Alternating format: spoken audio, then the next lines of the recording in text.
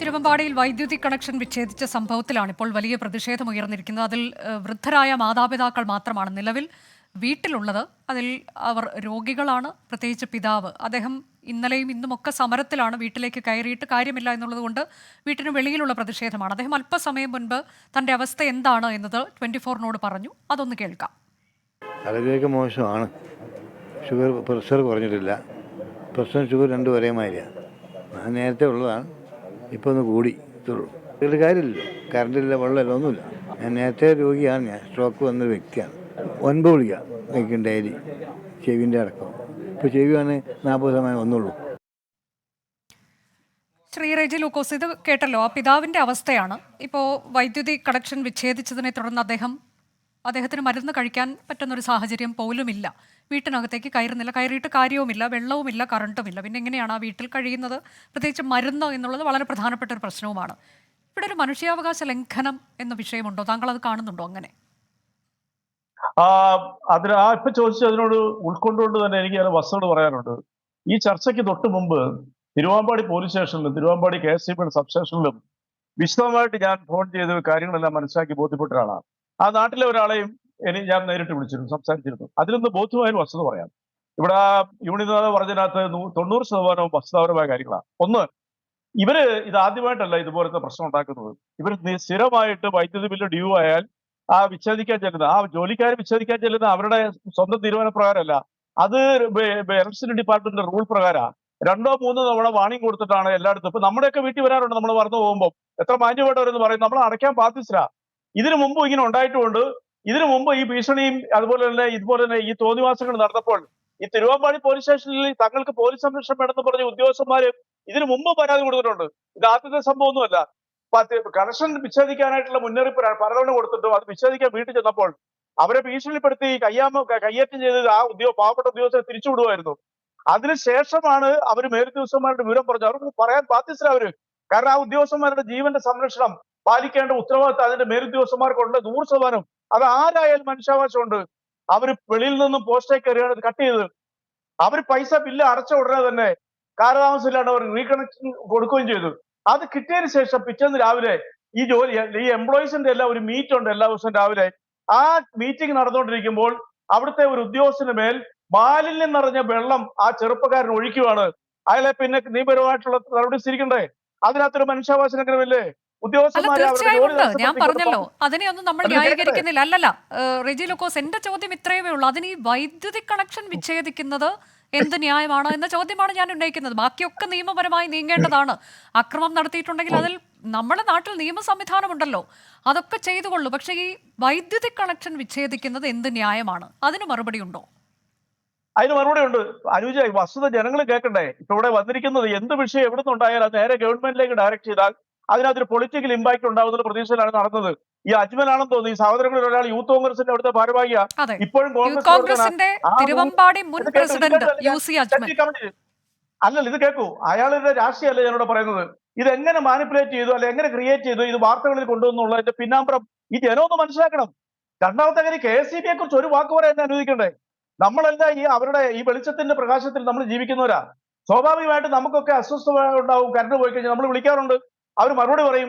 8 വർഷമായിട്ട് 1 മിനിറ്റ് പോലും പവർ കട്ടില്ലാതെ സംരക്ഷിക്കുന്ന കഠിനമായിട്ടുള്ള വേനലിൽ പോലും ഒരു ഡിപ്പാർട്ട്മെന്റാ. അതെല്ലാം മറന്നുകൊണ്ട് അവരുടെ ഉത്തരവാദിത്വം നിറവേറ്റുമ്പോൾ അവരെ കയ്യേറ്റം ചെയ്യാന്ന് പറഞ്ഞാൽ എന്താണ് സംഭവിച്ചത്? CCTV ദൃശ്യങ്ങൾ അവിടെ ഉണ്ട്. ഞാൻ അത് മനസ്സിലാക്കട്ടെ ചർച്ച വരുന്നത്. അല്ലാണ്ട് ആ ഉമ്മ പറഞ്ഞ പോലെ എന്റെ മക്കളൊന്നും ചെയ്തില്ല എന്നല്ല പറയുന്നത്. സ്വന്തം മക്കൾ തെറ്റ് ചെയ്താൽ അതിനെ ന്യായീകരിക്കരുത്. നമുക്കൊക്കെ മാതാപിതാക്കളുണ്ടാ. ഞാൻ ആ ഉമ്മയുടെ പിതാവിന്റെ പക്ഷത്ത് നിന്ന് തന്നെ സംസാരിക്കുന്നത്. അവർക്ക് അസ്വസ്ഥത ഉണ്ടാവും. ജീവനെ സംരക്ഷിക്കേണ്ട ഉദ്യോഗസ്ഥർ പിന്നെ ആശ്രയിക്കേണ്ട എവിടെയാ? പോലീസ് സ്റ്റേഷനിലല്ല, റേഷൻ കടയിൽ പോകാൻ പറ്റിയല്ലോ. വീണ്ടും ഒരു പരാതി കൊടുത്തു. ഈ കാണിച്ച തന്നെ ഈ അജ്മൽ തന്നെ സമ്മതിക്കുന്നുണ്ട് ഞാൻ മാലിന്യം ഒഴിച്ചെന്ന്. ആ സമ്മതിച്ച ഒരു ക്രിമിനലിനെ പിന്നെ എങ്ങനെ ഹാൻഡിൽ ചെയ്യണം? ഇനി മനുഷ്യാവകാശത്തിലേക്ക് ഞാൻ വരാം. മനുഷ്യാവകാശം എന്ന് പറയുന്നത് ഏതെങ്കിലും സെക്ടറിൽ മാത്രമല്ല. നേരത്തെ ആ ഉദ്യോഗസ്ഥൻ പറഞ്ഞ പോലെ, പിന്നെ നേതാവ് പറഞ്ഞ പോലെ, അവര് ഇതുപോലെ കഠിനമായിട്ടുള്ള ആക്രമണങ്ങൾ സ്ഥിരം നേരിടുമ്പോൾ ഞങ്ങളിൽ തൊഴിലെടുക്കണമെങ്കിൽ അതിന് പരിഹാരം ഉണ്ടാക്കണം എന്ന് പറഞ്ഞാൽ പിന്നെ നമ്മൾ എന്ത് ചെയ്യും? ആ ഡിപ്പാർട്ട്മെന്റ് എന്ത് ചെയ്യും? ചെയർമാൻ നേരിട്ട് ഇടപെട്ട് മന്ത്രി ഇടപെട്ടിട്ട് പറഞ്ഞു ഞങ്ങൾക്ക് പ്രശ്നമില്ല, നിങ്ങൾ ഇനി ഇത് ആവർത്തിക്കില്ല എന്നൊരു ഉറപ്പ് നേരത്തെ കണക്ഷൻ തരാമെന്ന് പറഞ്ഞു. കളക്ടറെ ഏൽപ്പിച്ചു. ഇപ്പോൾ ഈ ചർച്ചയിൽ പങ്കെടുത്തൊരു മനുഷ്യാവകാശ പ്രവർത്തന ആ സുഹൃത്ത് പറഞ്ഞത് കേട്ടപ്പോൾ എനിക്ക് അത്ഭുതം തോന്നി. കാരണം ഞങ്ങൾ നാട്ടുകാരാണോ ഇനി ആ ഉമ്മയാണോ ഉറപ്പ് കൊടുക്കേണ്ടതെന്നാണ് ചോദിച്ചത്. എന്തൊരു വിരോധാഭാസമാ! ഇനി നാളെ എന്ന് പറഞ്ഞ ഒറ്റ ദിവസമുള്ള, ഇനി ഭാവിയിൽ ഉണ്ടായിരുന്നു പറഞ്ഞു. ഇവര് റിമാൻഡ് എന്ന് പറയുമ്പോൾ സ്വാഭാവികമായിട്ടും ആ ഉപ്പയോ ഉമ്മയോ കൊടുത്താൽ മതി. ആ ഉമ്മ ഇരിക്കുന്ന 24 ചർച്ചയിൽ രാവിലെ ആ ബഹുമാനപ്പെട്ട മന്ത്രി പറഞ്ഞു അവരൊരു ഉറപ്പ് തന്നാൽ മതി, ഞങ്ങൾ കൊടുത്തു. ആ ഉറപ്പ് ന്യായമല്ലേ? നാളെ ഒരു ഉദ്യോഗസ്ഥൻ കൂടെ ആവർത്തിക്കുമ്പോൾ 16 15 കണക്ഷൻ ഉണ്ട് ആ വീട്ടിൽ, അവരുടെ പിന്നെ കൊമേഴ്സ്യൽ കണക്ഷൻ ആയിട്ട് സഹിതം. അവരുടെ എല്ലാ സ്ഥിരം പരിപാടി ഇത് തന്നെയാ. ആ നാട്ടിൽ ചോദിച്ച നാട്ടുകാർക്ക് തന്നെ അറിയാം. സ്വാഭാവികമായിട്ടും നമ്മളൊരു ഉപഭോക്താവ് എന്നുള്ള നിലയ്ക്ക് ചെയ്യുന്നതെന്താ, നമുക്ക് മാനുഷികമായിട്ട് നമ്മൾ മറന്നുപോകും. 3 തവണ മെസ്സേജ് തരും, മെസ്സേജ് തരാത്ത ഒറ്റ ഫോൺ കോൾ അല്ല ഉപഭോക്താവും കേരളത്തിലില്ല. എന്നിട്ട് അവർ വീട്ടിൽ വന്ന് സൂചന തരും, പിന്നീട് അത് കണക്ഷൻ കട്ട് ചെയ്യും. ആ കട്ട് ചെയ്യാന്നുള്ള അവരുടെ ബാധ്യതയാ, ഇല്ല അവരുടെ ജോലി പോകും. അല്ല, അതിനൊന്നും നമ്മളൊന്നും പറഞ്ഞില്ലല്ലോ റെജി ലൂക്കോസ്. ഞാൻ അതിനല്ലല്ലോ പറയുന്നത്. ഞാൻ ചോദിക്കുന്നത് ഇപ്പൊ ഈ അതിക്രമം കാണിച്ചെങ്കിൽ നമുക്ക് നിയമ വഴികൾ തേടാമല്ലോ.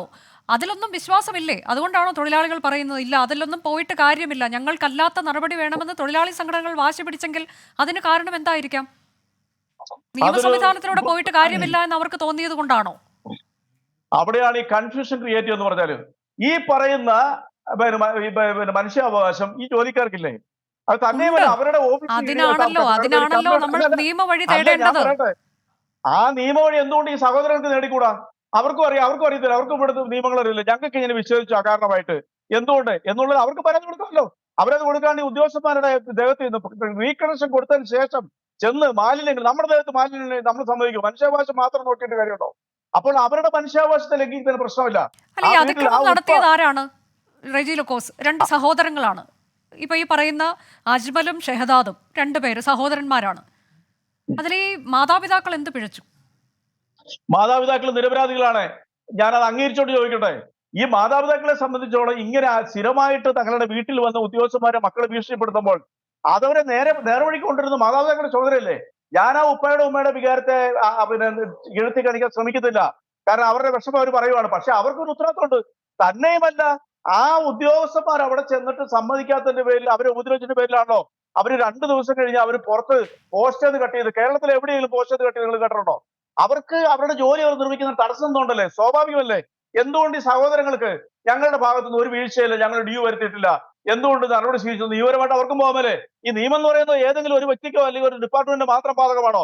ഇത് വാസ്തവം പറയുകയാണെന്നുണ്ടെങ്കിൽ ഇതിനകത്ത് രാഷ്ട്രീയപരമായിട്ടുള്ള നാടകം കാണിച്ചത്. കാരണം ഈ അടുത്ത കാലത്ത് കേരളത്തിൽ എന്ത് വിഷയം എന്നാലും സർക്കാരിന്റെ ഭാഗപ്പെടുന്നത് പറഞ്ഞ് ഒരു ആഘോഷം നടത്തുന്നതും അങ്ങോട്ട് ഡയറക്റ്റ് ചെയ്യുന്നതും ഒരു പതിവായിരിക്കുക. കാരണം ഈ നമ്മളും അസ്വസ്ഥരാണ്. പലപ്പോഴും കറണ്ട് പോകുമ്പോൾ നമ്മളൊക്കെ അസ്വസ്ഥരാ. ഞാൻ എത്ര പ്രാവശ്യം ഈ ഇലക്ട്രിസിറ്റി ഓഫീസിനെ വിളിച്ചിട്ടുണ്ട്. പക്ഷെ നമ്മളൊക്കെ മാന്യമായിട്ടാണ് വിളിക്കുന്നത്. ഇന്ന് വരെ അവരുടെ ഭാഗത്തിന് മോശം അനുഭവം ഉണ്ടായിട്ടില്ല. പല പ്രകൃതിപരമായിട്ട് ഇത്രയ്ക്കും നെഗറ്റീവായിട്ടുള്ള സാഹചര്യമുള്ള ഒരു സ്ഥലം കേരളം അല്ലാണ്ട് ഈ ലോകത്തിലെവിടെയും കാണത്തില്ല. മുഴുവൻ മരങ്ങളുടെ ഇടയിലൂടെയൊക്കെ നിങ്ങൾക്കറിയാവോ, ഞാനൊരു കാര്യം പറയാം, മനുഷ്യത്വം എന്ന് പറഞ്ഞാൽ നമുക്ക് വേണം. ഈ പിന്നെ ഉദ്യോഗസ്ഥർ, ഈ ലൈൻമാനൊക്കെ മഴയത്തും വെയിലത്തും ഈ പോസ്റ്റേക്ക് വലിഞ്ഞു കയറി പിന്നെ കയറിട്ട് കെട്ടി ഇത് കണക്ഷൻ തന്നിട്ടാ പലപ്പോഴും സമയബന്ധിതമായിട്ടാണ് നമുക്ക് ഒരു കറണ്ട് തരുന്നത്. ആ മനുഷ്യരുടെ മനുഷ്യാവകാശമില്ലേ? ചുമ്മാ വെറുതെ ഇങ്ങനെ ഒരുത്തൻ അവിടെ അതിനകത്ത് കയറി അവന് വീട്ടിൽ പോയി കണക്ഷന്റെ കാര്യം പറഞ്ഞു, അത് കട്ട് ചെയ്ത് കഴിഞ്ഞപ്പോൾ പൈസ അടച്ചു. അവർ ഈവനിങ്ങിലാണ് പൈസ അടയ്ക്കുന്നത്. പിറ്റേ ദിവസം രാവിലെ അവൈലബിൾ ആയിട്ടുള്ള സമയത്ത് തന്നെ അവർ പോയി റീകണക്ഷൻ കൊടുത്തു. റെജി ലൂക്കോസ്, ഈ താങ്കൾ പറയുന്നതിനെല്ലാം ഞാൻ അംഗീകരിക്കുമ്പോഴും ഈ നിലവിലിപ്പോ ഈ പോസ്റ്റിന്റെ പൈസ, ഒരു വീട്ടിലേക്ക് കണക്ഷൻ കിട്ടുമ്പോൾ അതിൽ പോസ്റ്റലിലേക്ക് പൈസ ഇതെല്ലാം അടച്ചിട്ടാണല്ലോ നമ്മൾ ഒപ്പം ഉപയോഗിക്കുന്ന മാസാമാസം ഉപയോഗിക്കുന്നതിന്റെ പൈസയും അവർ വൈകിയപ്പോൾ അത് വിച്ഛേദിച്ചു. ശരി, അത് നമ്മൾ സമ്മതിക്കുന്നു. അതിനുശേഷം അത് പുനഃസ്ഥാപിച്ചു കഴിഞ്ഞപ്പോൾ പിന്നെ അതിക്രമത്തിന്റെ പേരിൽ ഇങ്ങനെ ചെയ്തിരിക്കുന്ന ഇപ്പൊ ഇദ്ദേഹത്തിന്റെ അവസ്ഥ 64 വയസ്സുണ്ട്. അദ്ദേഹം സ്ട്രോക്ക് വന്നയാളാണ്. 8 ഗുളിക ദിനംപ്രതി കഴിക്കുന്നുണ്ട്. കൂടാതെ ഹാർട്ട് ഇഷ്യൂസ് ഉണ്ട്, പ്രഷറും ഷുഗറും നേരത്തെ പറഞ്ഞു കേട്ടില്ലേ, നമ്മളോട് പറഞ്ഞതാണ് അദ്ദേഹം. അപ്പോൾ അങ്ങനെയുള്ള ഒരാളുടെ അവകാശങ്ങൾ അത് നമ്മൾ അങ്ങനെ നിഷേധിച്ചുകൊണ്ട് ഇതിപ്പോൾ ഈ അതിക്രമത്തിന്റെ പേരിലാണെങ്കിലും മറ്റുള്ളവരുടെ മനുഷ്യാവകാശമാണ് എന്ന് അതിന് നിങ്ങൾ മറ്റ് നിയമവഴി തേടൂ. ഇതിനെന്ത് ന്യായം എന്നുള്ളതാണ്. അതിന് താങ്കൾ കൃത്യമായി മറുപടി പറയുന്നില്ല. KCB ജീവനക്കാരുടെ ആത്മാർത്ഥതയും അവർ നടത്തുന്ന സാഹസിക പ്രവൃത്തിയും ഒന്നും അല്ലല്ലോ അതിനുള്ള മറുപടി. ഞാൻ ചോദിക്കുന്ന മറ്റൊരു കാര്യമാണ്. ഞാൻ ചോദിക്കട്ടെ അനുജിയോട്, ഈ വാർത്ത ലോകം മുഴുവൻ കണ്ടോണ്ടല്ലോ, എല്ലാ മാധ്യമങ്ങളും ഈ വാർത്ത കൊടുക്കുന്നുണ്ട്. ഈ വാർത്ത ഇന്ന് രാവിലെ നിങ്ങളുടെ തന്നെ ചാനല് ബഹുമാനപ്പെട്ട മന്ത്രിയുടെ, നിങ്ങളുടെ പാലക്കാട് റിപ്പോർട്ടർ അദ്ദേഹം മന്ത്രിയായിട്ട് സംസാരിക്കുന്നു രാവിലെ തന്നെ. അദ്ദേഹം പറഞ്ഞു ഇമ്മീഡിയറ്റ് ആയിട്ട് കണക്ഷൻ കൊടുക്കാം, ഉദ്യോഗസ്ഥന്മാരുടെ ജീവന ഭീഷണിയും അതുപോലെ ഇതുപോലത്തെ കാര്യങ്ങൾ ആവർത്തിക്കാലെന്ന് അവരൊരു ഉറപ്പ് തരണം. അത് സ്വാഭാവികമല്ലേ? ഇപ്പൊ രാവിലെ 10 മണിക്ക് തന്നെ കണക്ഷൻ കൊടുത്തരാം. അവരെന്തുകൊണ്ട് ഇപ്പൊ ആര് കൊടുക്കുന്നില്ല? ഉറപ്പ് കൊടുക്കണം? അപ്പൊ അങ്ങനെയാണെങ്കിൽ പോലും റെജി ലൂക്കോസ്, ഇപ്പൊ ആരാണ് ഉറപ്പ് കൊടുക്കേണ്ടത്? വീട്ടിലിരിക്കുന്ന മാതാപിതാക്കളാണോ? അവരല്ലല്ലോ ആക്രമിച്ചത്, മക്കളാണ് ആക്രമിച്ചത്. അവര് ജയിലിൽ കിടക്കുകയാണ്. ആര് ഉറപ്പ് കൊടുക്കണം എന്നാ പറയുന്നത്? ജയിലിൽ കിടന്നുകൊണ്ട് നിങ്ങൾ ഉറപ്പ് മേടിക്കാൻ പോവാണോ? എന്നാൽ മാത്രമേ ഈ കണക്ഷൻ തരികയുള്ളൂ എന്ന് പറയുമ്പോൾ ഇവിടെ രോഗികളാണ് രണ്ടുപേരുള്ളത് വീട്ടിൽ. അതെന്തുകൊണ്ടാണ് മനസ്സിലാക്കാത്തത്? അടിയന്തരമായി വൈദ്യുതി കണക്ഷൻ നൽകാൻ ഉത്തരവിടുകയല്ലേ മന്ത്രി ചെയ്യേണ്ടത്? ബാക്കി കാര്യങ്ങളൊക്കെ കൃത്യമായി നിയമവഴിയിലൂടെ പോകണം, അതിനൊരു തർക്കവുമില്ല. പക്ഷെ അടിയന്തരമായി കണക്ഷൻ നൽകാൻ ആ മന്ത്രി പറഞ്ഞിരുന്നെങ്കിൽ നമ്മളൊക്കെ എത്ര അദ്ദേഹത്തെ വേണമെങ്കിൽ അഭിനന്ദിക്കാൻ പോലും നമ്മൾ തയ്യാറാണ്. വൈകിയാണെങ്കിൽ പോലും അദ്ദേഹം അത് ചെയ്തല്ലോ എന്നുള്ളത്. രോഗികളായ രണ്ട് വൃദ്ധർ വീട്ടിൽ കഴിയുമ്പോൾ ആരുടെ കയ്യിൽ നിന്ന് ഉറപ്പ് കൊടുക്കണം? അല്ല, ആ കണക്ഷൻ ആരുടെ പേരില? ആ പിതാവിന്റെ പേരിലല്ല, ഉപ്പയുടെ പിതാവിന്റെ പേരിലല്ലേ? പേരിലാണ്. പക്ഷെ അക്രമം കേട്ടോ? നടത്തിയത് ഇവരൊന്നും അല്ലല്ലോ. അല്ല, ഇത് കേൾക്കൂ. ഞാനൊന്ന് പറയുന്നത് കേൾക്കേ. ഇതിപ്പം സെൻസിറ്റീവ് ആയിട്ടുള്ള ഒരു ആംഗിളിലൂടെ ഈ ചർച്ച കൊണ്ടുപോകരുത്. രണ്ടു കൂട്ടർക്ക് മനുഷ്യാവകാശമുണ്ട്. ഒന്ന് ഗവൺമെന്റുമായി ബന്ധപ്പെട്ട കാര്യങ്ങളാ. ആ പിതാവിന്റെ ആ ഉപ്പയുടെ ഇരിപ്പെട്ടപ്പോ എനിക്ക് സങ്കടം തോന്നി. കാരണം എനിക്കൊരു പിതാവ് ഉണ്ടായിരുന്നു, അദ്ദേഹം ഈ അടുത്ത കാലത്ത് മരിച്ചു പോയതാ. ഞങ്ങളും ഇതുപോലെ തന്നെ മെഡിസിനൊക്കെ പഠിച്ച് വർഷങ്ങളോളം ട്രീറ്റ്മെന്റ് നടത്തിയത്. എല്ലാ മനുഷ്യർക്കും ഉണ്ട് ഈ പറയുന്ന വിഷമം. പക്ഷെ ആ മന്ത്രി പറഞ്ഞതിനകത്ത് എങ്ങനെ നമുക്ക് കണ്ണിക്കാൻ പറ്റും? ചെയർമാൻ ഇടപെട്ട് കളക്ടറെ ഏർപ്പെടുത്തി. ഈ നിമിഷം വരെ ആരാണ് ഇനി ഉറപ്പ് കൊടുക്കണമെന്നോ? ഈ ജയിലിൽ കിടക്കുന്ന, ഈ റിമാൻഡിൽ കിടക്കുന്ന അവർക്ക് അവര് റിമാൻഡിലെ ജയിൽ ഉദ്യോഗസ്ഥരോട് പറഞ്ഞാൽ മതി. ഇതിലൊന്നും വേണ്ട. ആ ഉപ്പയ്ക്കോ ഉമ്മയ്ക്കോ എഴുതി കൊടുത്താൽ മതി, ഞങ്ങളുടെ ഭാഗത്തുനിന്ന് ഇനി ഞങ്ങളുടെ കണക്ഷന്റെ ആൾക്കാർ ഇനി ഇങ്ങനെ എന്റെ മക്കളിൽ നിന്ന് ഉണ്ടാകിയാന്ന് കൊടുത്താൽ പോരെ. അത് തന്നെയാ മന്ത്രി പറഞ്ഞത്. അപ്പൊ എന്തിനാണ് അതിന് ബലം പിടിക്കുന്നത്? അതിന് പിന്നിൽ ഈ മക്കളുടെ രാഷ്ട്രീയമാണെന്നുള്ളവരെ എല്ലാവർക്കും തിരിച്ചറിയാം. ശരി, ഇതിലേക്ക് ഒരു രാഷ്ട്രീയം വലിച്ചഴിച്ച് കൊണ്ടുവരുന്നതിനോട് എനിക്ക് യോജിപ്പില്ല. കാരണം നമ്മൾ ചർച്ച ചെയ്യുന്നത് ഇതിലെ മനുഷ്യാവകാശ ലംഘനം ഉണ്ടായിട്ടുണ്ട്. അതിൽ ഞാൻ ഒരിക്കൽ കൂടി പറയുകയാണ്, KSEB ഉദ്യോഗസ്ഥർക്ക് നേരെ അക്രമം നടത്തിയിട്ടുണ്ടെങ്കിൽ അതിനെയൊന്നും നമ്മൾ ഒരു കാരണവശാലും ന്യായീകരിക്കില്ല. അതിന് കൃത്യമായ നിയമ വഴിയിലൂടെ തന്നെ അതിൽ അക്രമികൾക്കെതിരെ അക്രമം നടന്നിട്ടുണ്ടെങ്കിൽ നടപടിയെടുക്കണം എന്നതിൽ നമുക്കൊരു സംശയവുമില്ല. പക്ഷെ മറുഭാഗത്ത് ഈ രണ്ടുപേരുടെ പ്രശ്നം അത് നമ്മൾ എങ്ങനെ ന്യായീകരിക്കും എന്നുള്ളതാണ് ഞാൻ